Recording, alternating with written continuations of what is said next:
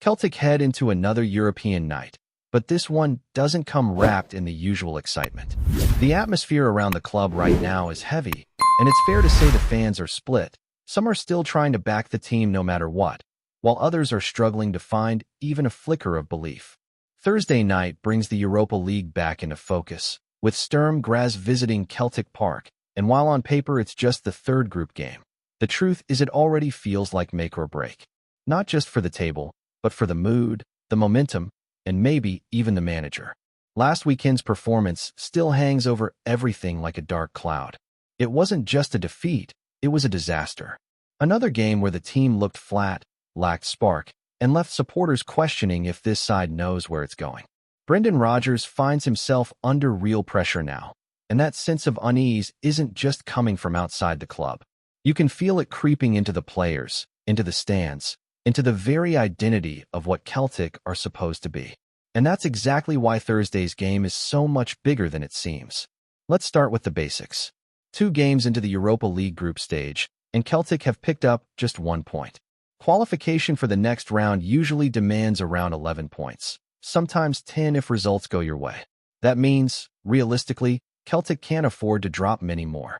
With away trips to Midtjylland and a brutal run of matches against the likes of Roma and Bologna still to come, this clash with Sturm Graz has the feel of a must-win. And not the kind of must-win that gets thrown around in October for dramatic effect. Genuinely, lose this one and the European campaign is on life support. But beyond the math, it's about pride. It's about proving that Sunday's disaster was a low point, not a new normal. Fans don't need a perfect performance on Thursday. They need to see a reaction, real effort, hunger, fight.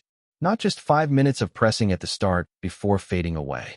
Celtic need to play like a team that knows what's at stake. Like a team that still believes there's something worth fighting for. Because if they don't, the growing sense of doom around the club is only going to get louder. And it's already deafening for some. Rodgers will speak to the media ahead of the game, and usually that might offer something interesting.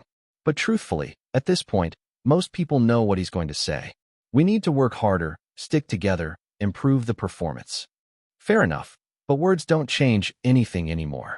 The team sheet will say far more than any press conference ever could.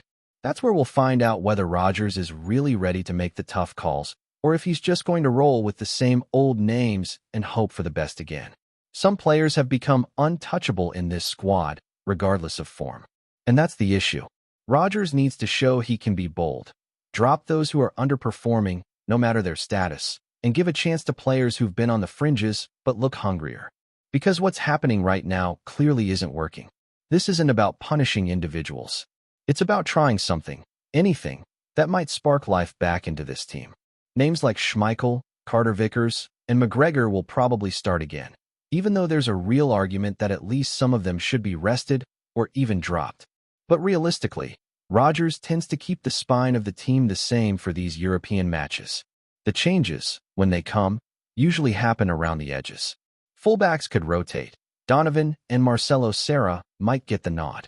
Ari Engels could start in midfield, maybe alongside Hatate. Out wide, with Young offering very little last weekend, maybe Lang or even Benji Negrin could step in. It won't be a total overhaul. That's just not Rodgers' style. But even a handful of changes could breathe some fresh energy into the group. And right now, energy is exactly what this side lacks. Too many matches where the team starts slow, loses control, and never really recovers. That's not a fluke anymore. It's a pattern. 14 competitive games into the season, and Celtic still haven't scored a single goal before the 26th minute. Think about that. Nearly a quarter of the campaign gone, and no early goals. That's not just a stat. That's a mindset problem. To make matters worse, they've only scored 5 goals total in the first half of any match this season. 5. That's not a team that's coming out hungry. That's a team sleepwalking through opening 45s and trying to fix things after the break. Which, again, rarely works. Compare that to past Celtic sides, especially under Ange, who would come flying out of the gates. That edge is gone, and it has to come back, starting now. Meanwhile, Sturm Graz are showing none of those issues. They're in form, scoring freely, and arriving in Glasgow with momentum. They've won 4 straight, including a dramatic 4-3 result at the weekend. They sit top of the Austrian Bundesliga, 3 points ahead of Red Bull Salzburg with a game in hand. They've only lost twice in 9 league matches and beat Rangers in their last Europa League outing. They're organized, confident, and most importantly, they believe they can win at Celtic Park. And why wouldn't they? Because right now, Celtic aren't intimidating anyone. The fear factor is gone. Visiting teams are turning up with a plan, shutting down the middle, soaking up pressure, and waiting for mistakes. And sadly, Celtic have been generous with those mistakes lately.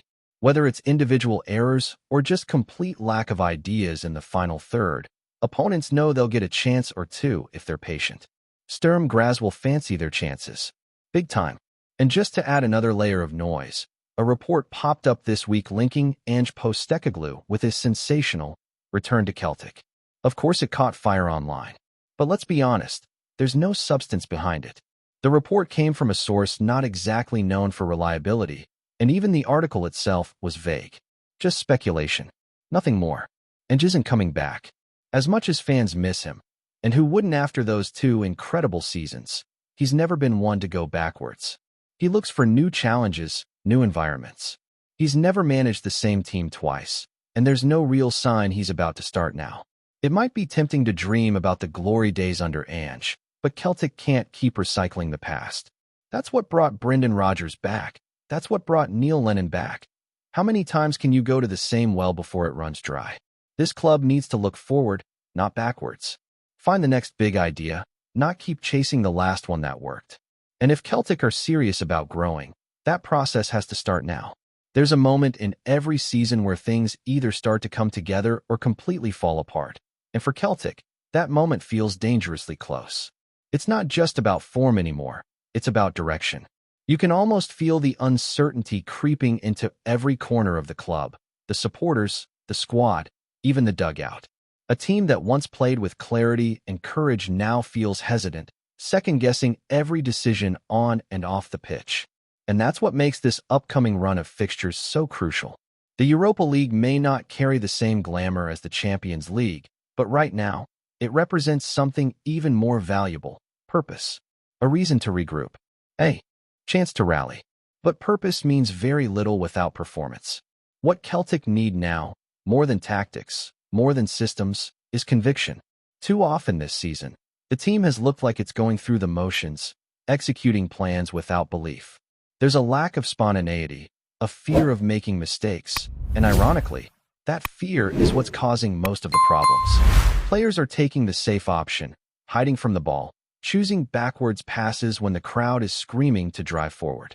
It's not about individual talent, because the squad clearly has quality. It's about mentality. And right now, that mentality is fragile. You look around Celtic Park these days, and the atmosphere is cautious. Not toxic, not yet. But you can sense the tension. There's less singing, less energy, less of that unshakable support that used to carry the team through rough spells. Fans still care, of course they do, but they've been burned too many times this season. The slow starts, the flat finishes, the feeling that no one on the pitch is really willing to take responsibility when things go wrong. All of that chips away at belief. And if Celtic don't give their support something real to hold on to soon, that belief might not come back. The worst part is that the problems aren't complicated. They're not some deep tactical mystery. It's the basics. Defensive lapses, poor final balls, midfielders not showing for possession, wingers getting into promising positions and then freezing. For a team that used to overwhelm opponents with speed and movement, it's been painful to watch this version of Celtic struggle to complete 3 passes in the final third. The spark is missing. And whether that's down to coaching, confidence, or chemistry, it needs to be addressed immediately. Brendan Rodgers, to his credit, hasn't shied away from the responsibility. He said the right things, acknowledged that performances haven't been good enough. But again, words only go so far. This is his squad now, his decisions, his philosophy. And if results continue to go the wrong way, that goodwill will quickly evaporate. Celtic fans are passionate, but they're not patient, especially when they see the same mistakes week after week. Rodgers needs to prove he still has the answers, not just to the media, but to the players in that dressing room. And that starts with team selection. Because right now, there are players walking into the starting 11 based on reputation, not form. That has to change. Not necessarily as a punishment, but as a message. No one's place should be guaranteed. That's how standards slip. That's how you end up in a situation like this, where the squad looks tired, complacent, and unsure of itself. Injecting some new blood into the side, even just for a few games, might be the jolt this team needs. Guys like Lang, Engels, or even some of the younger prospects. They're not the finished article, but they might just play with the kind of freedom and urgency that's been sorely lacking.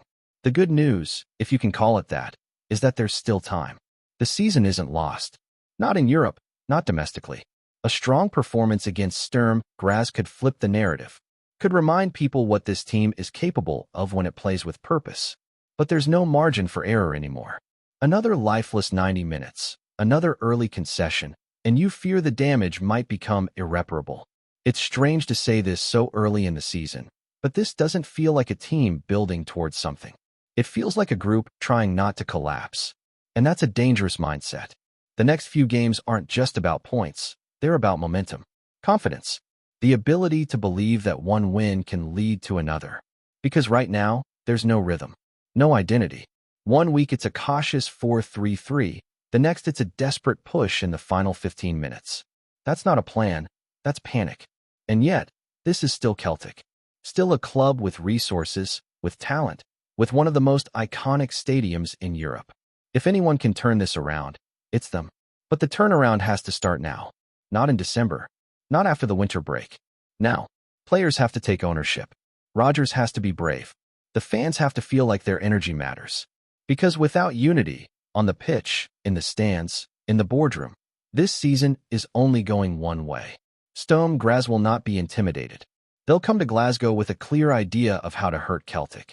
Press high when possible, stay compact when not, frustrate the crowd, and take advantage of any set pieces or defensive errors. And given how fragile the current Celtic side is under pressure, that plan might work unless there's a drastic change in attitude. Celtic have to match that organization.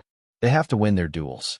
They have to make Celtic Park a place to be feared again, not just by reputation, but by performance. You can see why fans are clinging to memories of Ange Postecoglou. Under him, the team played with such joy, such confidence. There was a structure, but also a fearlessness. Everyone knew their role, and everyone wanted the ball. Now, it feels like the opposite. Too many players hiding, too many others out of position, and a tactical setup that changes every week depending on the mood. But nostalgia won't win football matches. The club has to look forward. And if Brendan Rodgers really is the man to take this group forward, he needs to start proving it now. Not with press conferences, but with football. Before we proceed, subscribe to our channel and enable notifications to receive all exclusive news about Celtic FC. Don't miss any details about your favorite team. It's extremely important for Celtic FC fans. Whispers on the terraces and in the corridors of football powerhouses have grown louder this week, with a story that's got supporters buzzing from London to Glasgow. Sources close to the matter suggest that Calvin Bassey, the Nigerian defender who has spent the last seasons trying to cement his name in the Premier League, has reportedly ended his stint at Fulham. The circumstances remain murky, with insiders hinting at a mutual agreement to part ways, though some reckon there might have been a tiff behind the scenes that hastened the departure. But the rumor mill doesn't stop there. Word is that Bassey has already been seen finalizing terms with none other than Celtic, the Scottish giants whose ambitions in domestic and European football never seem to wane. If true, it would mark a significant coup for Ange Postecoglou's side, eager to fortify their backline ahead of another intense campaign. While official announcements are conspicuously absent, the timing and sources pointing to Glasgow suggest that Celtic could be poised to unveil him as their latest marquee, signing sooner rather than later. Fans on social media have been quick to react. Some see Bassey's potential move north as a smart play, a chance for regular first-team football, a fresh start in a league where his pace and athleticism could thrive, and an opportunity to become part of a club with an electric atmosphere on match days. Others, particularly Fulham loyalists, are less thrilled, questioning why a player who showed flashes of promise in the Premier League would leave mid-season. The chatter is relentless, with pundits and armchair analysts weighing in on whether Bassey's style fits Celtic's high-energy, possession-focused approach. As the story develops, one thing is certain: the football grapevine never sleeps. Every tweet, Every cryptic post from insiders, fans' guesses, and casual sightings near training grounds only add fuel to the fire. Whether Calvin Bassey really is set to swap Craven Cottage for Celtic Park remains unconfirmed, but for now, supporters on both sides are bracing for what could be a transfer rumor that turns into one of the most talked-about moves of the season. Keep your eyes peeled. This one's got all the makings of a winter saga. Hello, fan. Don't forget to like and subscribe to the channel, as it means a lot to Celtic FC. Also, share your opinion about the news in the comments below. See you in the next video.